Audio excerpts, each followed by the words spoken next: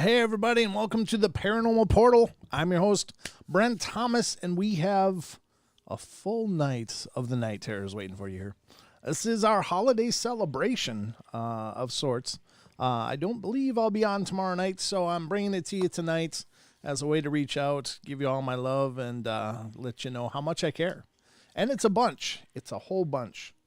Whole bunches of bunches.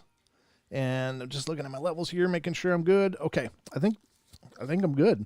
Hope everything sounds right. I hope it sounds right to you guys because it sounds pretty good to me. Again, just trying to make sure everything's dialed in. I think it is. I think we're in good shape. But welcome to the show, everyone. I hope you're able to be with your loved ones. But if not, just know I love you a bunch, and I'm glad you're here with me and with us because this is, of course, a big part of what we do. Is getting together and show how much we care. Thank you to everybody who participated last night in our holiday extravaganza. We did some paranormal quizzes with t-shirt giveaways, and everybody nailed the quizzes. And we gave away 3 shirts and a sticker. So it was a lot of fun, and thank you to everyone who participated again because it wouldn't have been fun if you guys weren't there taking part. So thank you so much. And let's see what we got. Just looking at everybody popping in. Happy holidays to you all. Sounds great. Thank you, Eldon. I appreciate that feedback. That means a lot because, all I can hear is whatever's coming back into my headphones here. And speaking of which, I got to jam those up a little bit. There we go. So I can hear a little bit better. But it's been a heck of a day. It's Christmas Eve day for those of us that celebrate. And it's fun. It's very quiet here. We don't really have anything going on at all, so we're just kind of being homebodies because my family's back in Minnesota, and we don't live close to any family. So here we are. We're right here with you, and we'll just make it through the holidays this way. And I'm not the type of person that needs a whole lot anyway. I usually get pretty stressed out before big events and stuff. So the minion's in the other room out there. Hold on a sec. He gets excitable. He's loving the whole holiday thing. So what can you do? But great to see you all. I'll just give some quick shout outs to those who are here already because, it means a lot. Alden Gonzalez is here. Black Tree's here. Cha-Cha's here. Digger Dog, Drake, Ethan, Isaac, Con Squatch. Good to see you. Kirsten, Leah, Kitty Honey, Lindsay Bay, Olin Thorson, I'm here, our Stillbomb is here, and Renee Cruz is here. And there might be more here, but those are who are speaking at this point. So thank you guys for being here. Oh, I saw someone just pop in. I didn't see what name it was, though. Let me go back and see if I can see who it is. No, I think I got everybody. I thought it moved. Did I say Julia before? Julia's here, in case I didn't say it before. But yeah, the gang's all here, folks. So the phones are working, as far as I know. I mean, we haven't used them yet tonight, but they connected, and everything looks good. So we'll be taking phone calls. If you have some kind of paranormal experience you'd like to share of your own, the number is 720-923-0500, and the number is right up there. I'm pointing right at it now if you're looking at your screen. So that's where you'll find it throughout the course of the show if you want to call in and be a part of it. Love to hear from you. So I guess that's all I got on the front end. So if you guys are ready, what else can I say except it's time for bed? And, that's kind of good, right? Because you can't be awake when Santa comes anyway. So otherwise he's going to ditch your house. So, all right. Hope you're all tucked in and comfortable and got the blankets pulled tight and a nice libation close to hand. And hang on because it's time for bed.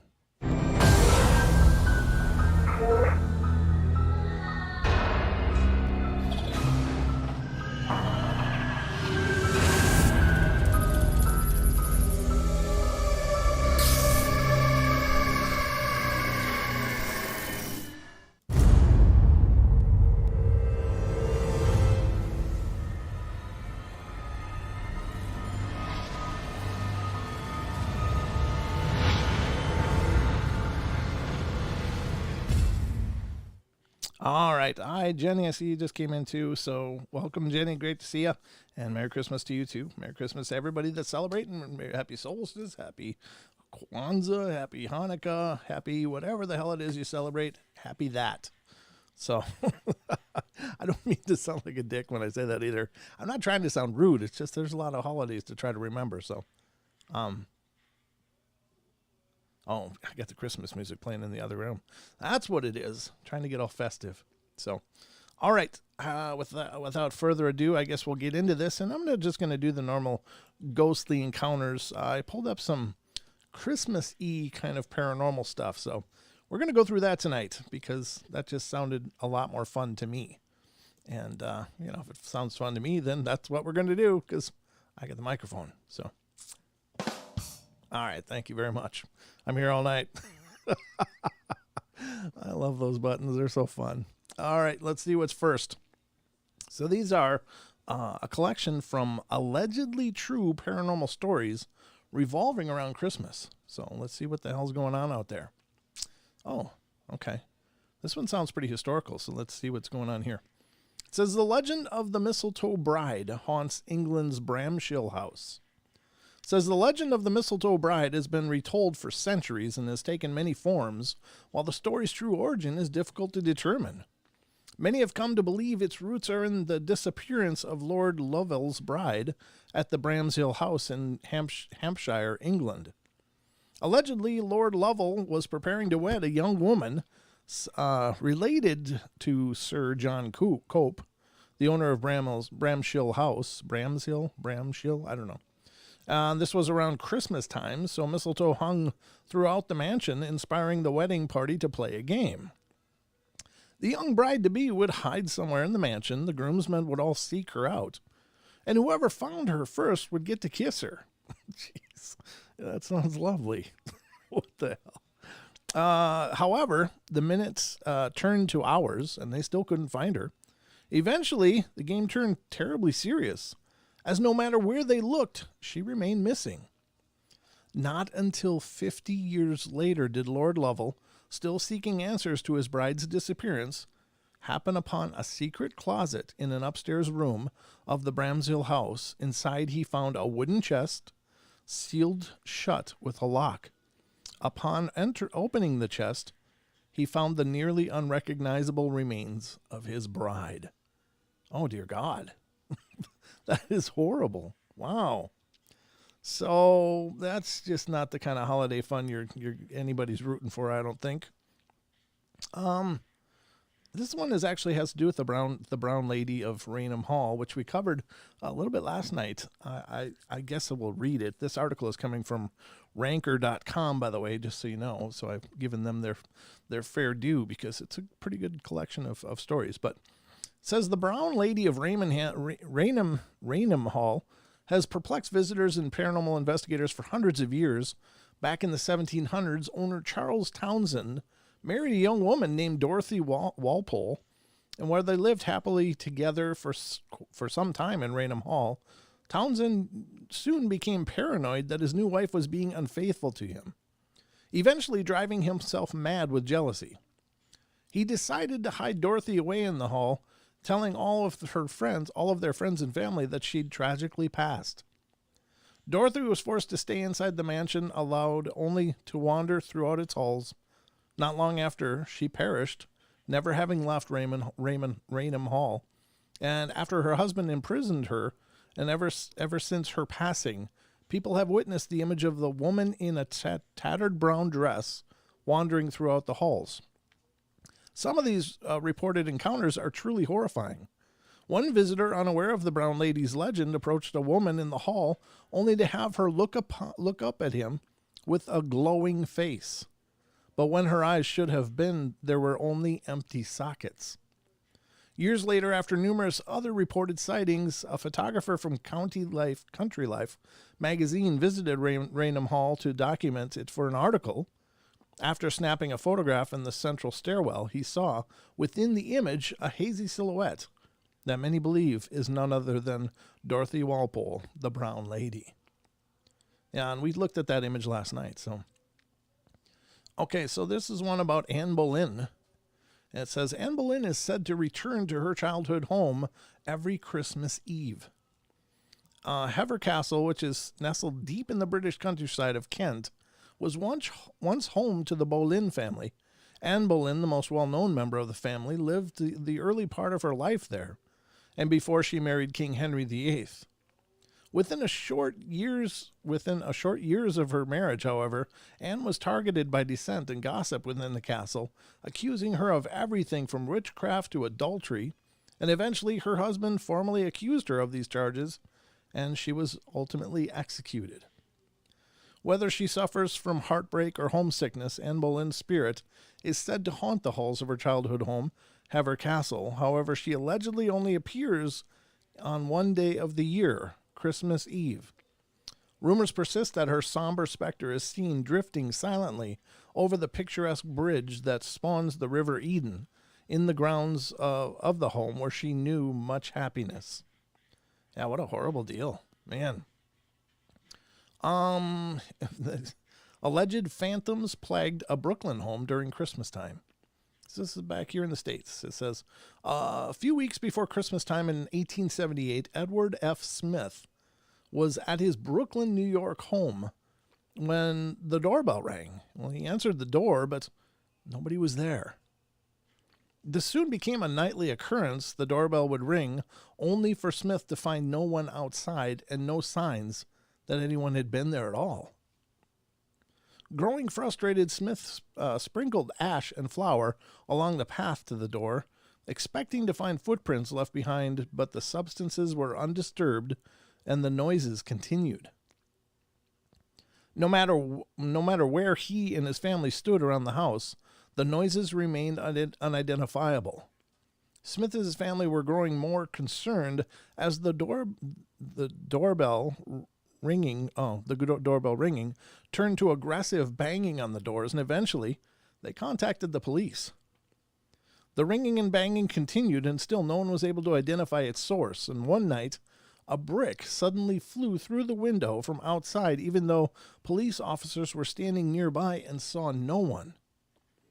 Although they investigated the home for some time, police were unable to identify the cause of the disturbances.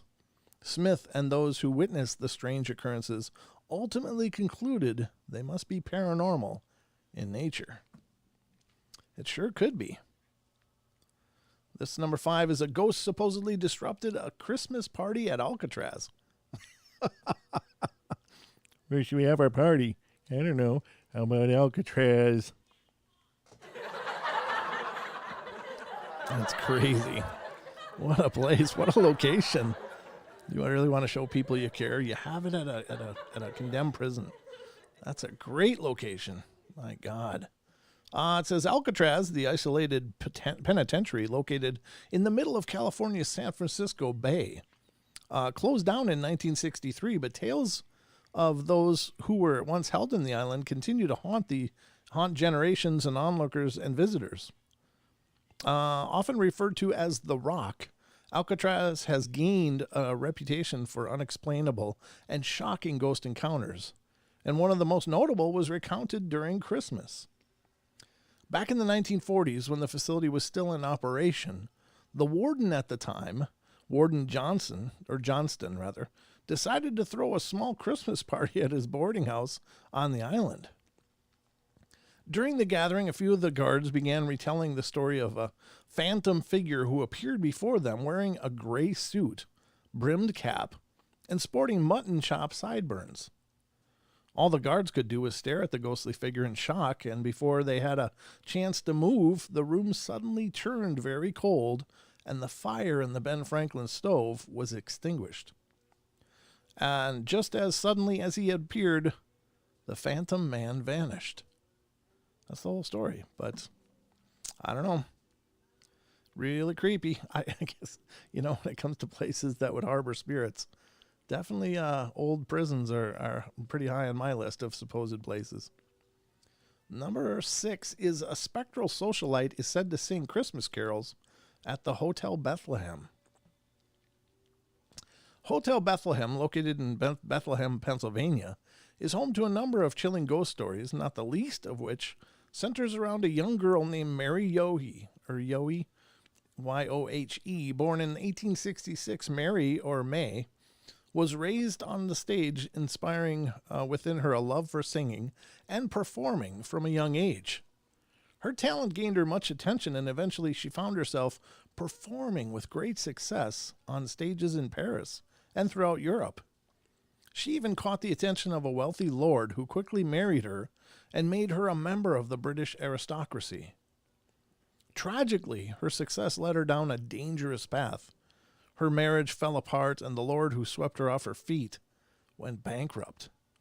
And she went on to marry an American soldier who robbed her of much of her wealth. At the time of her eventual passing, reports claim that she recalled her years in Bethlehem as the best of her life. To this day, Hotel Bethlehem's visitors claim to see apparitions of a young May Yohe dressed in elegant attire and either singing at the piano or pacing next to a Christmas tree. Some even claim to have heard her faint but recognizable voice singing one of her favorite songs. Oh, that's sad. Wow. There is no happily ever after, is there? Excuse me. That one snuck up on me. Hold on a sec.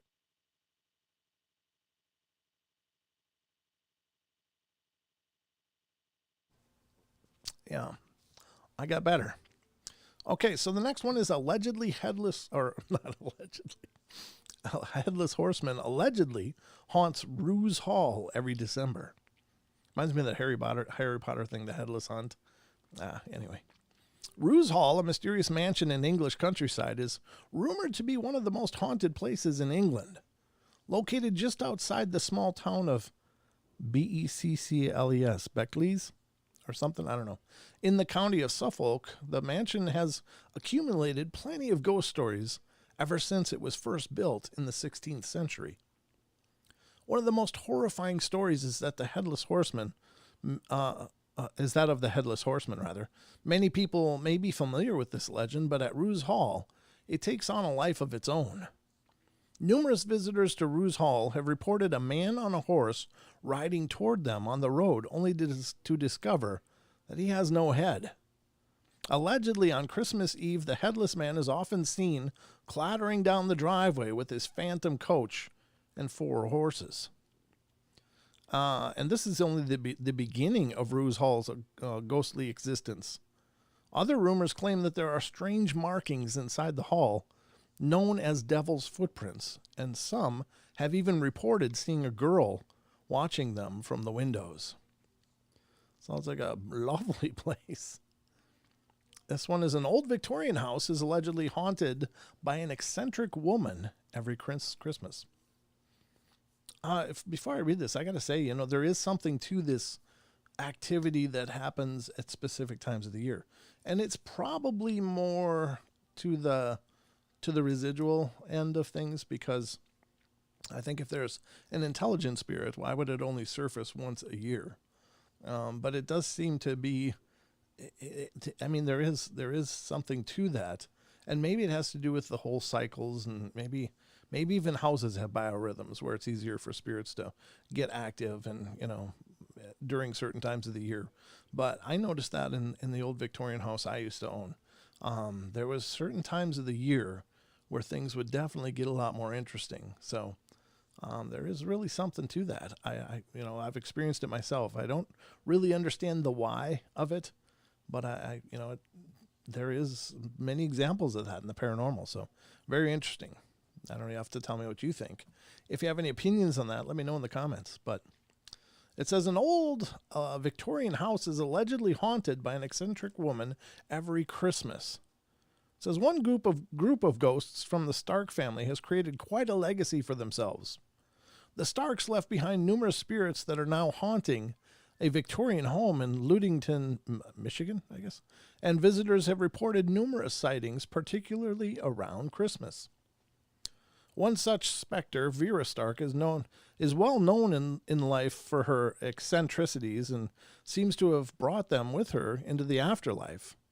Those who claim to have seen her ghost say she appears in the front yard of the home wearing only a fur coat and picking flowers, just as she did in life. In addition, the ghost of one of the Stark daughters, who suffered a terrible mishap in the mansion's gymnasium, can allegedly be seen walking through the halls of the home. The current owners of the home have even attempted to open it up to historical tours, but they apparently ran into problems. Our spirits did not care for it being open to the public and literally went wild. Wow. Well, I guess that's one way to not cash in on the activity, but wow. Okay, here's another one. This one is the ghost of Sir Geoffrey de Mandeville and his headless dog roam the streets on Christmas Eve. The story of Sir Geoffrey de Mandeville is brimming with political betrayals. He held the title of Earl of Essex and was a prestigious European landowner during the 1100s. Feels weird to even say that. Because of his title, he had great influence over royal politics at the time. However, when a debate emerged regarding the rightful heir to the throne, he chose the losing side and was promptly stripped of many of his assets and excommunicated from the church. During his excommunication, Sir Geoffrey was slain on the battlefield because of his exile. He was not allowed a proper Christian interment, which many believe left his spirit trapped within the earthly realm. Rumor claims that Sir Geoffrey also left a curse on the properties he owned, stating that should they ever be taken away from him, ruin would befall his betrayer. And every 6 years on Christmas Eve, he and a headless dog would haunt the lands draped in a red cloak. Ever since his demise, people who have visited the properties he once owned, particularly the Pimsbrook Bridge in East Barnet, have reported hearing strange sounds and witnessing the hazy image of a headless dog breaking through the fog, accompanied by a knight in full armor and a red cloak. Yikes. And this is number 10. How many are in here? I think we're getting down there, but there's another article I want to read to you guys as well. And number 10 is a slain highwayman supposedly reappears each Christmas Eve.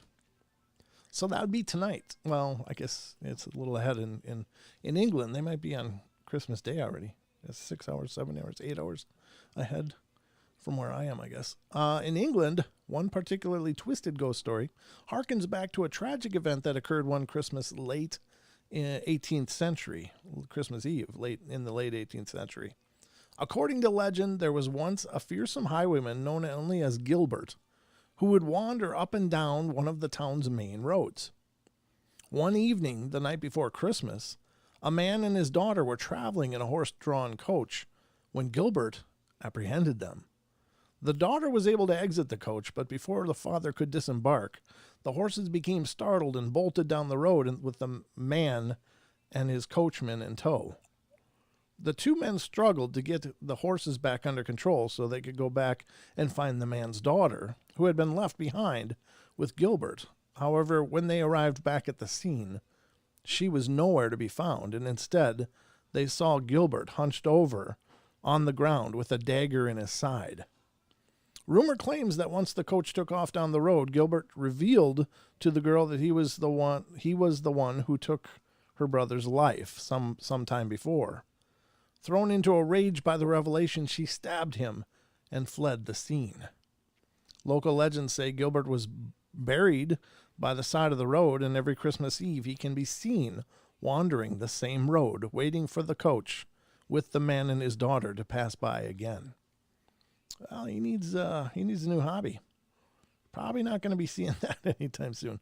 Okay, there's two more. So the next one is raucous revelers are said to ring in the season at the Crescent Hotel. The Crescent Hotel is by far one of the most notoriously haunted hotels in the United States. Located along the northern border of Arkansas near the Ozark National Forest, the hotel has been plagued by tragedy and ghost stories since it was first erected in the 1880s. While there are different legends and ghostly sightings associated with almost every square inch of the hotel's estate, one story continues to astonish visitors to this day. Allegedly, 1 year during Christmas time, visitors came to view the hotel's Christmas tree, only to find that the Christmas tree and all its packages were mysteriously moved to the other side of the room. This could have been a prank staged by the hotel staff or a visitor. However, the occurrence was accompanied by sightings of various phantom spirits dressed in Victoria era clothing, wandering aimlessly around the hotel's dining room. Some said the spirits appeared to be playful and they moved the gifts and furniture across the room as a joke. This was seemingly confirmed when the hotel staff reportedly returned the next day, only to find that everything was back exactly where it was supposed to be. Ooh.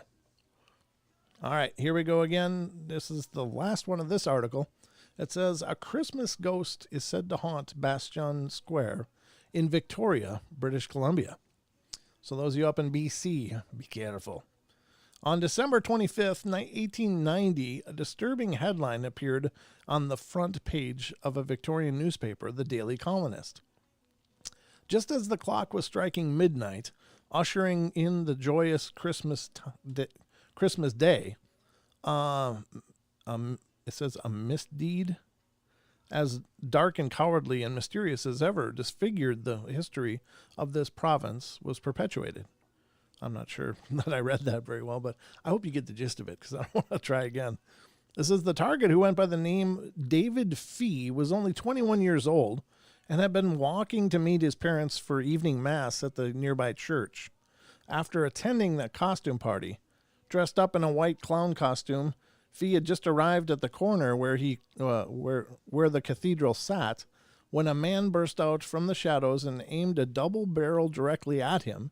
The man simply said, "You challenged me." Before Fee could speak, the man fired, and Fee perished within moments. Apparently, the man had confused Fee for another man, and ever since that tragic night, Fee's ghost is rumored to roam the streets outside the cathedral as well as his gravesite. Yeah, that's pretty bad. Hold on a second.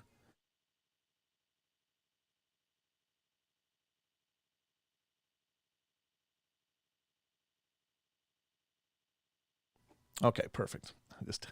Alexa was jamming us on a little too loud. It was throwing me off my game.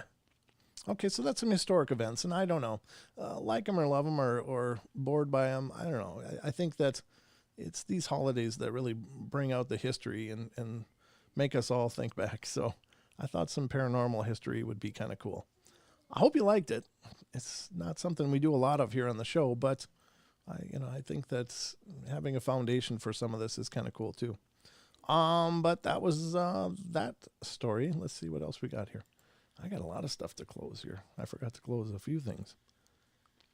I gotta wait. My browser got stuck. Oh my God.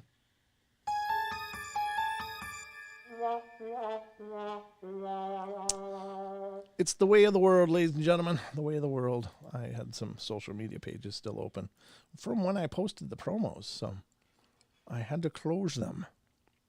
Now here's a this one should be fun. I don't know. I haven't read it ahead of time, so hopefully it is. But this article is from liveabout.com, and it's Haunted Christmas Time. Christmas, Yuletide Tales of Ghosts and Spirits. I wonder if these are all old too. I don't know. No, not all old at all. Okay, so these are more recent. So hopefully they're good. I think I'll pull this one over on the screen and you guys can read it with me, just because looking at me for a full hour has got to get a little boring. He's playing a video game. Oh my God. All right, here we go. This is from liveabout.com, and it's Haunted Christmas Yuletide Tales of Ghosts and Spirits. Let's see what it says. Let's just get to it. I'm going to click the fluffy stuff at the front. It says, Christmas church ghost, and I was playing hide and seek with the other little kids in my mom's village of Satua, Western Samoa. I was quite young then, so I always followed my older cousin around. It was the middle of the night, and most of the kids were used to hiding anywhere in the dark. While I wasn't used to it, as I was only there for the Christmas holidays. I actually live in Australia. Okay, hold on. Hold on a sec.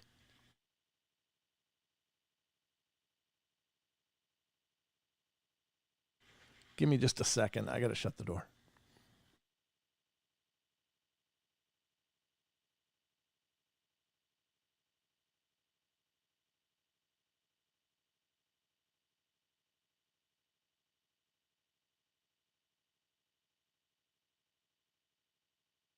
All right, that's much better. All right, so this kid's from Australia, but they're in Samoa playing hide and seek. And he actually is from Australia, so he's not used to it at all. Since we were all hiding in the graveyard, oh my God, we were able to find our way around in the light cast by the church. We hid in the shadows and waited for the boy who was it, and we could hear him coming, so we kept really quiet. The boy was pretty loud, and we wondered what he was making such a fuss about, so we just finally went to see. He later told us that he had walked into the church as he thought that my brother was hiding there, and he saw a boy standing right at the front of the cathedral. He didn't know if it was his brother because the boy's back was turned. He ran up and tapped the boy on his shoulder, and as soon as he did, the strange boy disappeared and our friend fainted.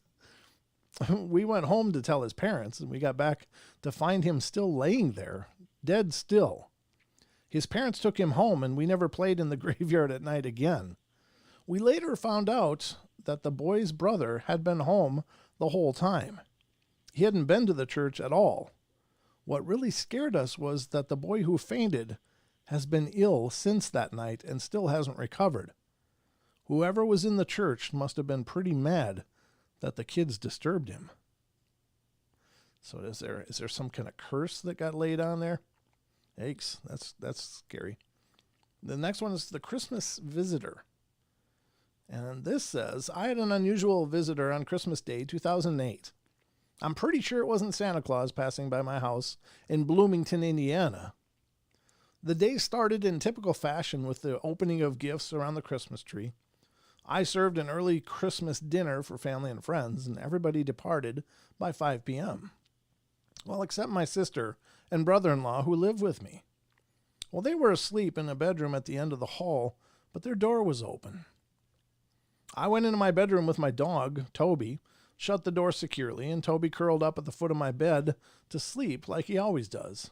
It was chilly, so I pulled the blankets and comforter up around my head and curled up to nap for about an hour. I was just dozing off when I heard the latch on my bedroom door open.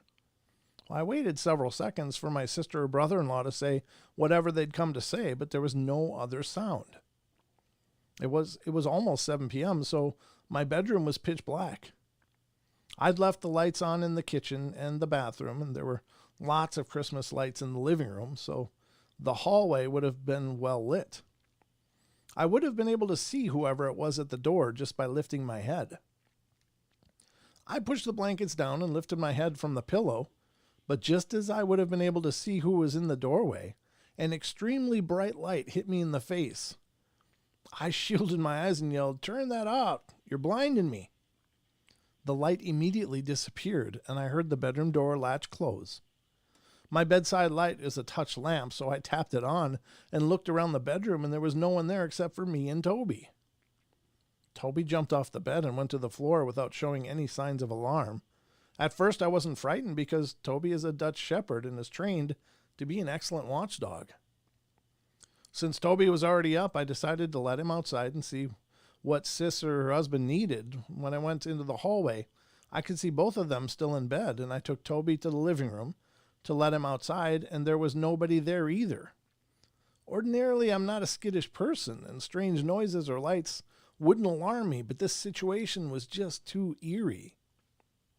And the light had made my skin crawl.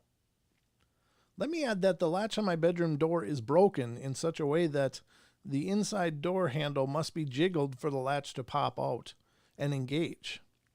It makes a very distinct sound that I'm used to listening for, because if it doesn't latch, the door just swings open. I am absolutely positive that the door was latch closed when I got into bed, just as I'm certain it was the door latch I heard during the incident. When I left the bedroom, the door was latch closed again, and I couldn't understand how my sister or brother-in-law could have come into my room and then returned to their own bed and crawled under the covers in a few seconds it took me to reach the hallway. But I figured it had to be one of them, since Toby always barks and growls at everybody and everything he doesn't immediately recognize. When my brother-in-law got up to get ready for work that night, I asked him what he'd wanted earlier in the evening when he opened my door. He looked puzzled and said, I never got up. And I certainly never opened your door. I slept soundly the whole time I was in bed. Okay, so I asked my sis, did you want something earlier this evening when you opened my door? And she also looked puzzled and told me I dozed off and on, but I never got out of bed, and I never saw or heard anything in the hallway. She leaves their bedroom door open at all times, and she faces the hallway so she can see if anyone is coming or going into the house. So, who was my special Christmas visitor? And how did they get in and out so quickly? Like most people, the thoughts of loved ones are always close at hand during the holiday season. And when I first went to lie down, I was thinking how happy I was that my small family had enjoyed a pleasant Christmas. But it would have been so much better if my mother and brother had still been alive, just to share it with us. I'd like to think it was my brother's spirit stopping by to say Merry Christmas. I still think of you. But I haven't been able to debunk this strange event or find any kind of rational explanation. I'm half afraid that my heart stopped during my sleep and the light I saw was the bright light people report after near-death experiences. Leave it to me to see see the stairway to heaven and ruin my chance at eternal paradise by saying, turn that bleeping light, turn out that bleeping light. I've made a mental note that if I ever see another bright light, to clean up my language just in case. Story was submitted by someone called Scarlet Dragon. That's a good story. I don't know. Could be an angel. Maybe it was a Christmas angel. They're supposed to be bathed in light and emit divine light. It's a cool thought. All right, this one's a ghostly Christmas caress. Wow. What's Don's brown chicken, brown cow? Oh, sorry. All right, just being stupid. I love these buttons. Buttons are cracking me up. All right, it was Christmas time, 1995 or 96, at my aunt's house on a reservation in North Dakota. Well, some of my family was in the living room watching television. The kids were playing in the rooms or sleeping, and my uncle, aunt, and I were sitting at the table putting a puzzle together. My cousin, who worked at a casino, was due home around midnight or 1 a.m. That night, as she pulled up and was walking towards the house, she looked in the window and saw me sitting at the table, my uncle sitting across from me, and she also saw someone standing to the left of me and someone standing in the corner. Well, she continued to walk in the house, thinking nothing of it. When she got inside, she said her hellos and put her stuff away and came to join us at the table. As we were sitting there talking, she looked at me and asked who was standing next to me a few minutes ago and who was in the corner. I told her no one, and she said, yeah, there was someone standing right next to you. It looked like your mom, and she was playing with your hair. I have long hair, which I used to wear down all the time. She said this person was running her hand on my hair as a mother does to a child. I kind of freaked out, as I was probably only 12 or 13 at the time. My cousin swears up and down that someone was standing over me, rubbing my head and watching me put a puzzle together with my aunt and uncle, and that there was another person standing behind that person. And we got around to thinking the second person was probably her mom, who'd passed away on her birthday a week before Christmas back in 1992, that she'd seen. In my family, we consider our aunts and uncles to be just like our moms and dads, and after thinking that it could have been her, it didn't scare me so much. Around Christmas, something strange almost always happens. We just think it's my mom visiting us. That's a beautiful story. I think that's great. I hope that all of you guys that have lost loved ones are visited and comforted over the holidays by your loved ones. This one says Santa stuffs the stocking. When I was 9 years old, I could not get to sleep on Christmas Eve because I was excited about the presents, and I was wondering if my parents had anything to do with the gifts that I'd received from Santa the year before. We lived in Texas back then. That night it was hot because the heater was on. I got thirsty and I got out of bed and cracked open my door to make sure no one was out in the living room so I could get something to drink without being seen. I always wanted to spy. When I opened the door, I saw someone bent over, and then he stood up. It was Santa Claus, dressed in the red and white getup. Strangely, I could see the Christmas lights from the tree shining through him. He was taking the stockings down from the mantel and placing them on the coffee table when he started to turn around to put on the next stocking on the table, but I closed the door and jumped into bed. The next morning, I woke up and told my sister what I had seen. I told her where he had put the stockings, and we went into the living room. The stockings were where I said he had put them. We both turned and looked at each other and froze for a moment, and from then on, I've told everyone that I believe in Santa. Absolutely, he's out there for sure. Absolutely. Okay, Santa and the Elf. This happened near Seattle, Washington on Christmas Eve, 1957 or 58. My mom was in the kitchen window when she yelled for my sister and me, ages around 5 and 7, to come look. There was Santa and an elf carrying a big brown bag, walking down the middle of the street. My dad went running out the door to see if Santa would come over and say Merry Christmas to us kids, but Santa and the elf and the big brown bag just vanished. Oof. Very cool. There's some tulpas. But there is a spirit to that, you know. There really is. I firmly believe that there is a spirit, and it's the power of faith, the power of belief, you know, makes these things absolutely real. This one is Santa at the bedroom door. It was Christmas Eve, 1961. We were living in Boardman, Ohio. My bedroom was at the end of the house. I'd gone to sleep. I don't know what time it was, but I know it was very late when I suddenly woke up. I was staring at my bedroom door, which was catty corner from my bed, and as the door slowly opened, I pretended to close my eyes because I didn't want my mom or father to catch me up in the middle of the night. There was a nightlight in the hallway and one behind the dresser in my room, so there was some light. I was totally astonished, however, by who it was that opened the bedroom door. I found myself looking at a man dressed in a red suit. He had white trim around his waist, like fur, a long white beard, and was wearing a Santa hat. He had red pants and black boots. I closed my eyes and I can still see Santa standing in my door. It made such an impression on me. He stood there and looked at me for a few seconds and then closed the door. I pulled the blankets over my head. I was so scared. But finally I looked out, but nobody was there. The next day I asked my mom if she or my dad had been out of bed the previous night, and my mom said no. In fact, my sister was only 4 months old, and my mom told me she'd slept through the night for the first time since my sister was born. Neither of my parents had gotten up. Both of them were tired, and they both slept. So I don't know who or what looked into my bedroom that night. When I told my mom I'd seen Santa, she got really mad at me and told me that I had not. But I know what I saw. It was Santa Claus. I swear this story did happen, and I know I wasn't dreaming.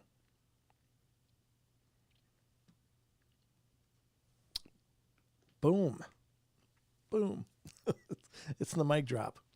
It was Santa. Absolutely. I think those stories are fun. I love those stories. And it's the magic of the child that makes Christmas so incredible. And I know there are those of you going, no, it's the celebration of the birth of the Christ or the enlightened one. And that certainly is the case as well. But there is a magic that you'll only see in the eyes of a child around Christmas time, and it's incredible. It's exciting, and it's this anticipation and glowing and just such a warm, amazing feeling. And I was watching the Minion open a present earlier, and it was just that look in his eyes as he was getting ready to shred the paper. It was just, he's looked at these presents under the tree for a long time, but he's done really good. He hasn't messed with them or anything. And so I was like, well, do you want to open a present tonight? And he's like, yeah. So he did, and it was just neat to see that light in his eyes as he was getting to peel it away and find out what was in there, and his excitement at knowing Santa's coming tonight. because we went to a little storefront area near here. It's an old bridge that's kind of been enclosed in almost like it's almost like a terrarium in there. Like one side is all these big panes of glass, and it lets in all this beautiful light and stuff, but it's indoors. And we walked in there just to visit. We met Don and down at this place, and there was Santa. We didn't even know he was going to be there, but he sat there, and it was cool to see the minion's eyes when he saw Santa sitting there. So he got to talk to Santa too. It was really fun. But that's the magic of Christmas, you know. It's this beautiful thing that kids get to experience, and you know, I like reliving it through their eyes. You know, they're these moments that'll, you know, fade in their lifetimes. They'll fade, but they'll always have these moments.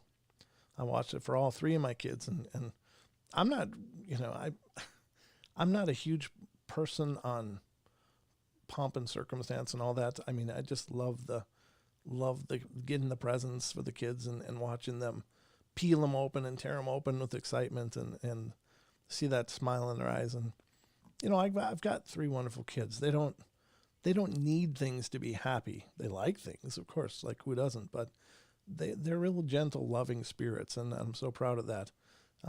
But some Christmases I couldn't do as much as I'd wanted. But they didn't care. They didn't really need it. We still did the Christmas cookies together, and we had these traditions that we do every year. And those traditions were as big a part of the magic, I think, for them as just ripping open presents and tearing into it and see what everybody got, you know. But that's the fun of this time. At least it is for me. And I don't know. You never get tired of that. So I got another article here. These are people that this is people that claim these are Santa Claus sightings on Christmas Eve. And I can't think of a better way to end the show. Now, this is going to take a while. We're going to be in a little bit of overtime. Julia. You would have been welcome there as well. I was just invited there on a very short notice myself. So this is another article that I think should be fun. So these are Santa Claus sightings on Christmas Eve. Stories children tell of seeing St. Nick and his reindeer. And this is from liveabout.com as well. Again, not going to do the fluffy stuff at the front, but this is first one is from Bristol, England in the year 2000. It says, I'm 14 now, but this happened back in 2000 in my old house in Bristol, England. I was with my mom and dad and my sister, and it was about midnight on Christmas Eve. And I was the only one awake because I was really excited. I could hear these big footsteps in my living rooms. I was quite scared, and I could also hear bells tingling above me. So I wanted to see what was going on. I walked down the stairs very slowly, and I could see this big man putting presents around my living room. I wanted to say something, but I was too scared to do it because I thought he would be angry. I just ran upstairs and went back to sleep. I was so convinced I saw the real Santa and told everyone in the morning, but nobody believed me. That's like any other paranormal story. You tell people and people just don't want to believe this stuff, but I don't know who doesn't believe in Santa. There's something wrong with them. This is from New York City, 2002, 2004, and 2007. It was Christmas Eve of 2002 in New York City. My parents had been invited to some friend's house and relatives over for dinner, sort of like a Christmas Eve celebration. After that, I decided to go to my room to watch some television, but there was nothing good to watch. I then found myself pacing back and forth in the hallway. My house is big, so there was no one with me. Everyone was in the living room watching a movie that I wasn't interested in. About 7 minutes into my pacing, I saw a tall, fat figure scurry away, about 20 feet away from me. It was crouched down, too. It was even wearing some sort of Santa Claus suit. I didn't believe in Santa, but this just freaked me out. There was a strange man in my house. I quickly ran to where my parents were and told them about it. They grinned at me and said jokingly, well, maybe it was Santa Claus. I didn't believe that, so I just sat down in the living room with my family and everybody else. Then it occurred to me again on Christmas Eve 2004. I remember it more vividly than the last one. I was lying on my couch in the living room. My parents were in the kitchen having a conversation about a business blog or something, and suddenly I saw a huge man about 7 or 8 feet tall crawl underneath the tree and just vanish. Before it disappeared, it looked at me and said, "Shh." Very strange, so I went into the kitchen and just sat with my parents. Similar happenings occurred the following Christmases. I recall one in 2007. It was daylight this time. I just happened to see another tall figure with a Santa hat trudge by me for 2 seconds, and then it was gone. This really happened. It was submitted by a Claxton Colmbach. That's cool. I don't know for sure what they're seeing, but that's pretty intense. I don't know. Maybe there's an energy to the holidays themselves. Maybe they do have an energy. Like, so we depict these Santa Claus figures as being the magic of young Christmases. And then we depict cherubs with little bows and arrows and wings around Valentine's Day. And I don't know, I've not heard of anybody seeing cherubs, but maybe these things do kind of create an identity for this time of the year. Maybe these tulpas are formed by these profoundly strong beliefs, and they become real in and of themselves. I don't know. It's very interesting, though. All right, so the next one we're going to read is A White Santa from 1969. That was a good year. I had an experience when I was 3 years old and still young enough to wear footed pajamas. I love those things. Man, I miss those things. They were so darn cuddly. Oh. All right. The year was maybe 1969, Christmas Eve. I wanted to see what Santa had brought me, so I quietly walked down the hallway and looked around the corner to our living room. I saw my parents and someone I didn't know hanging around our Christmas tree.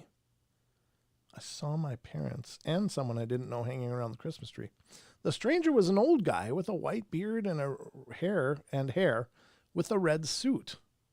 I quickly went back to my room as fast as I could with footed pajamas and slid into bed.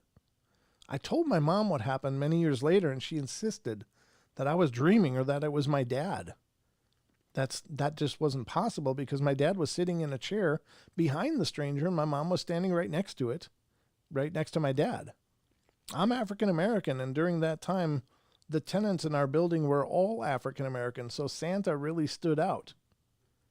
Wow, that's really wild. This one is from 1973, one Christmas Eve, about 35 years ago. When I was in my teens, I was in a car with my parents, returning home very late. We were talking the whole way about Santa Claus and how great it would be if he really did exist. As we pulled into the driveway of our house, there he was, tiptoeing in the snow in between two houses across the street. We all laughed when we saw this and remembered the incident for many Christmases thereafter.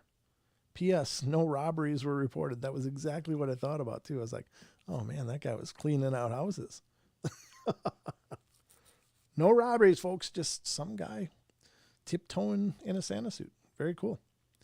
Bright Light 2003. I'm 13 now, but I saw something when I was 7. It was dark, nighttime, around midnight on Christmas Eve. I was in bed, but I wasn't asleep. Who could be? And all of a sudden, I saw a red light beaming down into my window. It was so bright, and somehow I knew it was him. I looked up in the sky, but all I could see was the bright light coming from a small object.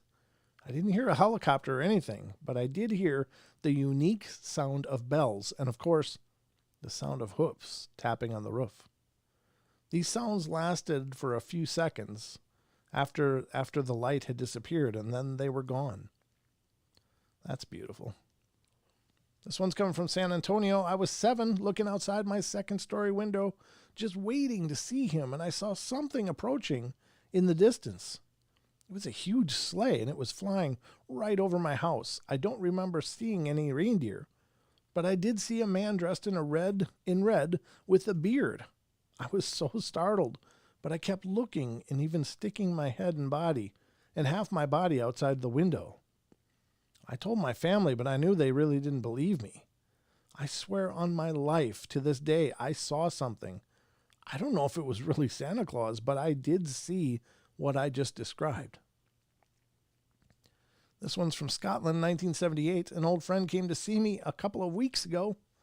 We lost touch years ago, but he managed to trace me and brought me a Christmas card. And after a few minutes, I asked him if he remembered the Christmas Eve about 30 years ago when we were outside our houses. We grew up right next to each other. It must have been around 7:30 p.m. on a clear night when we suddenly heard a bell or bells in the distance, getting closer real fast. As we both looked up, there was a reindeer. Where it was the reindeer, the sleigh, and Santa flying very fast and low over my house. It was brief, but we both ran to tell our families, and of course everyone laughed, but I tell you, it was real. So when my friend turned up, I asked him if he remembered, and he said of course he did. But he didn't like telling people about it now. You can imagine why. This one is 2006, up on the roof. 3 Christmases ago, I was coming home from my aunt's where we have a party. I was crying because one of my cousins told me that Santa wasn't real. Then we came around the corner of my street, and there he was, a big red sleigh and reindeer sitting on my roof. And then Santa popped out of my chimney. I told everyone the next morning to see if they could remember, but they couldn't. But a couple of days ago, my dad went up to the roof to fix the leak, and there were long straight lines across the roof. I took a picture and showed it to my baby cousins and told them always believe. Oh, that's cool. Airport parking lot. A few years ago, I worked at the airport parking lot in a booth collecting parking fees. On Christmas Eve, a car pulled up to the window. The passenger was a very happy, chubby, white-bearded guy wearing red pants with red suspenders and a white turtleneck covering his covered in green, red and green Christmas characters. He sure looked like Santa to me. The rest of the evening, I told all my customers that Santa had just flown in. Hey, that's cute. This one's Australia.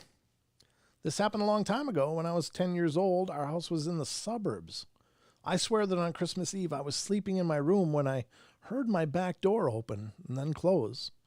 Then a minute later, it opened and closed again, another 3 times each, about a minute apart.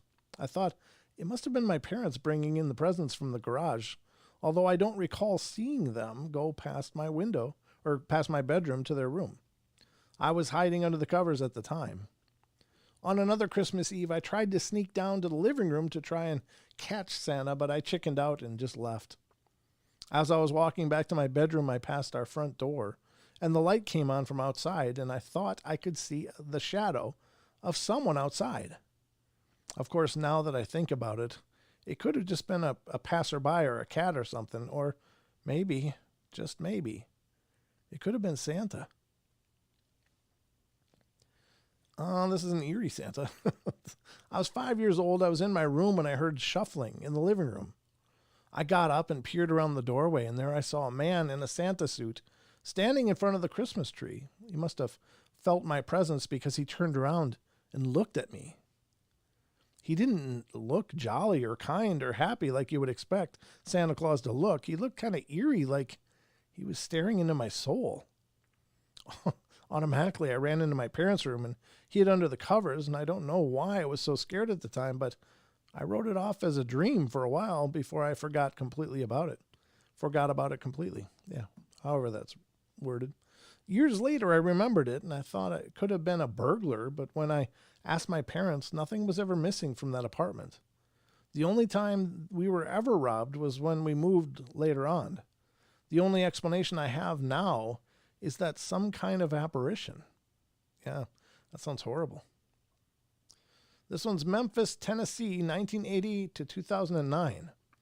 I grew up in the suburb of Memphis, Tennessee in the 1980s. I was 8 or 9 years old. My parents and I were coming home from a Christmas party on Christmas Eve when we pulled up into the driveway we saw Santa Claus in a sleigh hovering above our house. We could all hear the sleigh bells. All we could hear were the sleigh bells. The sleigh was illuminated so that we could see Santa in full outfit in the sleigh. I remember seeing reindeer, but I don't know how many there were. Santa waved at us and then flew off in the sleigh. I'll never forget it. I'll never forget my dad's face of total shock.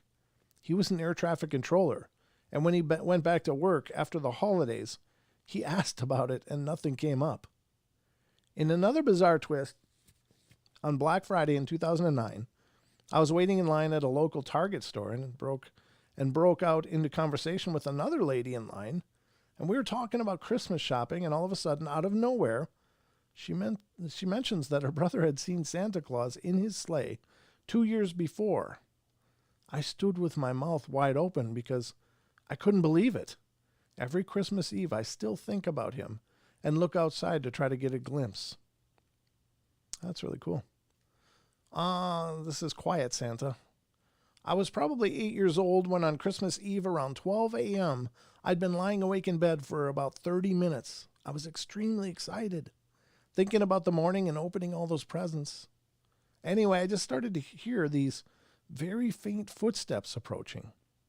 Slowly, a man in boots carrying a sack looked into my room, my parents' room, and then my brother's room. I'm absolutely 100% positive that I was awake too. I could see him fairly well because we had a nightlight on across the hall in our bathroom, and I remember hiding my entire face under my covers with a small portion of my eyes to see. He then walked away quietly, and he was gone. Of course, I told my parents and brother in the morning about my sighting, and of course they thought I was crazy. To this day, and I'm 28 now, I asked my parents if they had anything to do with this, and they still deny it and say I was dreaming. I strongly believe I saw a spirit or some kind of entity of Santa. That's wonderful. Definitely not Santa. I heard the story from my husband years ago. He was small, probably around 6 years old. His family was spending Christmas at the old family homestead, and he was in bed when he heard a noise outside. Ran to the window to see what it was. What should he see? But a fat, white-bearded man walking through the swirling snow towards the house. He crept downstairs to get a good look at Santa. How disappointed he was when he discovered that it was only his grandfather in his red union suit on his way back from the outhouse. Well, there you have it, folks. I don't know. That definitely wasn't Santa, though. I don't think Santa needs to do stuff like that. Red union suit. Well, there you go, folks. I don't know. I thought it was kind of fun. I hope you guys enjoyed this little jaunt into some Christmas time lore and love, and hope it makes you feel all nice and cuddly and maybe harkens back to your own childhood.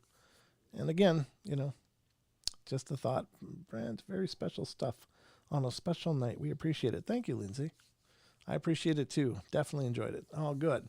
This stuff is already mostly dark and spooky and weird, so we might as well have a good time with it.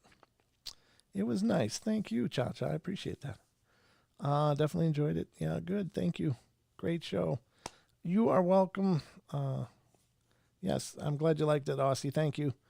Good. Very fun. I'm glad because, I don't know. I like to do new things and interesting things, and I didn't want to dump you guys into Christmas Day feeling all dark and spooky and moody. I wanted to put you there happy and thinking fondly about the holidays. So I hope we've succeeded in that. But just know, of course, I don't believe I'll be doing a show on Christmas Day. So I just hope that you guys will be enjoying yourselves and in the warmth and togetherness of your family and loved ones, whoever they may be. And I hope you have a wonderful holiday, and just know I'll be doing my best to have that right here. But, if I get bored, you never know. But I don't want to build up your hopes. Gemini, thanks for good stories. Merry Christmas to you too. Thank you. Thank you, Jenny. I appreciate that. Great show. Thanks, Chris. I appreciate that. Oh, that's a good idea, Jason. Good job. Hot chocolate and Irish whiskey. Oof. Now you're talking. I don't even know what a Christmas turd is. I'm not sure what that is. But anyway, that's all I got for you. I was 5 years old. It was Christmas. Mom came in to tell us we would celebrate Christmas from now on. So Santa never came around anymore, but lots of demons did. Oh, yeah. Sorry, Ken. I know you got a kind of a sketchy childhood going back to all that garbage, but I'm just glad you emerged as the person you did. You overcame all of that, and you've been a wonderful friend to the show for a long, long time. So, and thank you all for being amazing friends of our show. Keep spreading the word. Let other people know about the portal, and I promise we'll keep churning out new episodes. Don will be here Saturday with me, and so we'll see what we can tear open then. But Merry Christmas, Happy Holidays. Love you guys. Be good, be kind, be nice. Take care of each other. Help each other out. Find the magic in every day. And remember to laugh as much as you can. That's all I got, guys. So good night. Merry Christmas to those of you that celebrate. Happy holidays to those of you that don't celebrate the Christmas thing. And just know that I have equal amounts of love for all of you, no matter what you observe. Just thanks for being a part of my world. All right, guys. Love you all. Take care and sweet dreams.